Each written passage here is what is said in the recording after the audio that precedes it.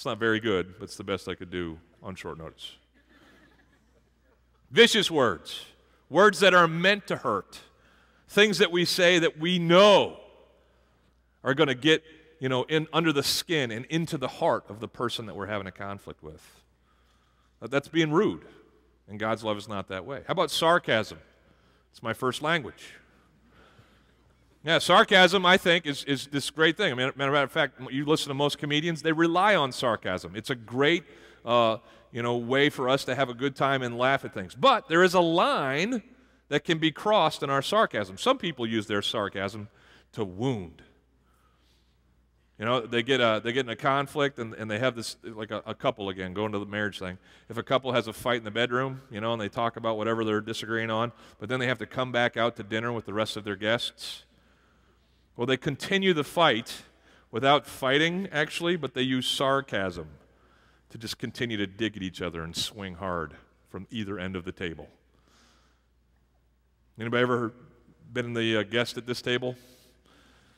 You can just cut the tension with a knife as you listen to these two people say, "Oh, that's fabulous, dear."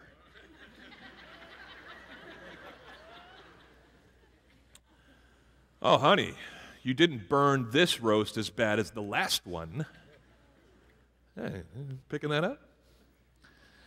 You just want to run for your car, save the kids, because sarcasm is in this over-the-line state that we find it in, is just damaging stuff. Now listen, that's not how God's love works. It's not rude. It chooses to fight fair. How about this one, shaming? This is a favorite one of parents of their kids. I had this parent once, I was a youth pastor, in front of the entire youth group, almost 200 kids. This mom brought this kid up to me and loudly, so that everybody could hear, shared with me every way that Junior was failing. Embarrassed him, humiliated him in front of his friends. She did that on purpose. She thought, in her warped little sinful mind, that if she somehow shamed this guy in front of all of his peers, that he'd finally learn his lesson. Did Junior learn his lesson? Was Junior damaged beyond learning the lesson? I pray not. But it sure made my job harder. Yeah, and we sometimes think that, wives can shame their husbands, husbands, can shame their wives, and in friendships, we can somehow, it's called passive-aggressive behavior, and somehow we can get the other person to change. We really honestly think that in our little warped heads, that by saying these things, doing these things, it's going to bring about the positive change we want. But listen, that's rude. That's not how we're supposed to act. How are we supposed to act? Ephesians 4 tells us. Ephesians 4:29 says this, "Do not let any unwholesome talk come out of your mouths." Unwholesome, that means anything that's not 100% wholesome. Anything that is slightly less than good. You understand this. You could punish your kids. You can confront your husband or your wife. You can deal with any conflictual situation kindly, lovingly, by choosing the right words. In fact, those situations dealt with that way, dealt with properly, usually end up bringing about the desired changes that you hope for. Maybe not always. We'll talk about the people who are too defensive some in a little bit, but at least you're opening the door. You're creating potential for that person to be won over by choosing the right words. Don't let any unwholesome talk come out of your mouth. He goes on and he says this, "But only what is helpful for building up others according to their needs." See, that should be the point of our communication.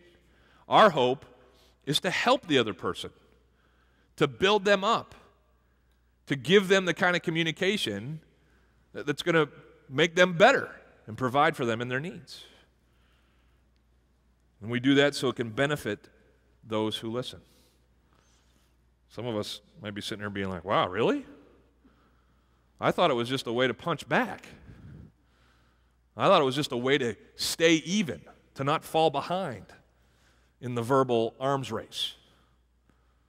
No, our words are meant to heal and soothe and provide. Some of us need to put that filter in. We need to be very careful. Some of us haven't been very careful. We have not been, as the old English vernacular conjured up this phrase, ladies or gentlemen. Do you know what the word gentleman comes from? Figure it out. It's 2 words. Is anybody with me yet? Gentle man. You were seen as honorable in society if you could learn to be courteous, polite, to filter. Now, it was no respecter of rich or poor. That had nothing to do with it. You having money doesn't mean that you're not a jerk. In fact, you're probably increasing your chances. No, it just means that if you learn to act respectfully in your relationships, that you indeed were a gentle man, that you were indeed a lady, and deserving of that title. It comes from this whole area of not being rude. And that's how God's love works. So here's the deal. I'm wagering, I'm not a betting man, well, a little bit. Anyway, but I'm wagering that sometime in the month of June, you've let something unwise fly from your mouth. Maybe you've let maybe it was in the car on the way here this morning that you said that something that was unseemly, boorish, sarcastic in a way to harm, vicious, just straight up, flat out vicious. You've used your tongue as a weapon, and it's left its mark. Okay, listen to me. Everybody look at me. That's not how God loves. That was an offense against the person you did it to. I don't care what they did. That was an improper and unnecessary means of dealing with that situation. So here's what you're going to do. You're going to get back in the same car where you did it, and before you put the car in gear and leave this parking lot, you're going to turn to the one you said those words to, and you're going to tell him you're sorry. You're going to say, I love you. You know I love you. But that was a lousy way to show it. Forgive me and help me not to do that again. We actually charge our kids. If we catch them being sarcastic, sniping at their brothers and sisters, it's usually how that works. 2 of them are in a disagreement, and one's up here with a sniper rifle, just kind of adding. She said that you're stupid. It's 50 cents every time they do it. I'm going to get that allowance back. Set up systems like that where you're holding yourself accountable. You're remembering to be careful and to filter with your words. And by all means, apologize. Some of you have built your relationships around rude communication. Stop. Honor God. Love each other the way He wants you to. Speak kindly one to another. Don't let any unwholesome talk fall out of your mouths. Good? All right, let's talk about the next one.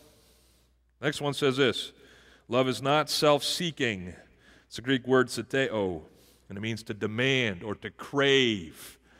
And self-seeking is just that very same thing. It's to be demanding of what you want, of my rights, to crave what you want, and to seek only what you see as deserving of yourself. You can find this characteristic in yourself if you're ever in a line and someone cuts in front of you. Has anybody ever been in a line where someone cuts in front of you? What's your first reaction? Do you not see me here at McDonald's waiting for my Egg McMuffin? You think you can waltz in here? This is my spot. You giving yours is going to add another 35 seconds to my day. God loves you. Go in peace. You know why you had that reaction? I was in China. There's no rules about lines in China. I didn't know this, so I'm being American in KFC in China, and I'm just standing there, and one after one, these Chinese people just come in front of me, and I'm about to plow one of them, right?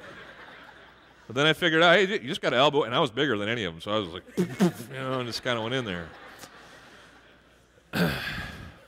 But welling up inside of me that day was this whole sense of self. Hey, that's not fair. Anybody ever heard that one? Anybody ever said that one? You know what that's tied to?